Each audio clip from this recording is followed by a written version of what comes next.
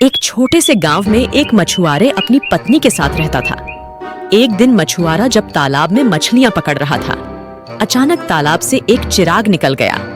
मछुआरे को यह देखकर बहुत हैरानी हुई। उसने जब चिराग को घिसा तो उसमें से एक जिन निकल आया। जिन ने कहा, मुझसे कोई भी विश मांगो, मैं सबकी विश पूरी करता हूँ। मछुआरे ने अपने आराम को ध्यान में रखते हुए एक मोटर किश्ती मांगी। जिन ने तुरंत मछुआरे की इच्छा पूरी कर दी। जिन मछुआरे के साथ उसके घर चला गया।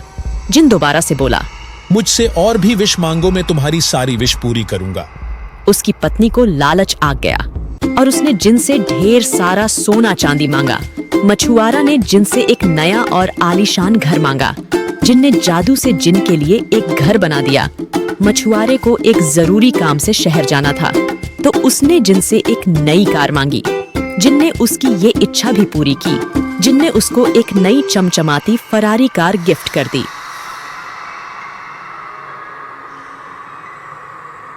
उस फरारी को लेकर जब वह गांव से गुजर रहा था, तब सभी गांव के लोग उसे देख रहे थे। इस फरारी को लेकर वह शहर में चला गया। काम पूरा करके वो घर वापस आ गया।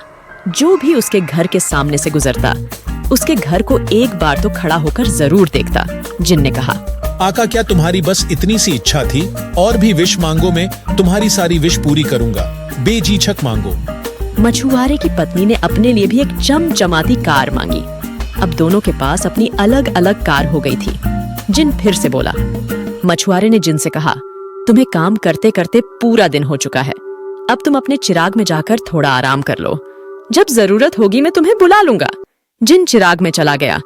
मछुआरे जाकर चिराग को दोबारा तालाब में फेंक आता है, क्योंकि कोई इस चिराग का गलत इस्तेमाल भी कर सकता है।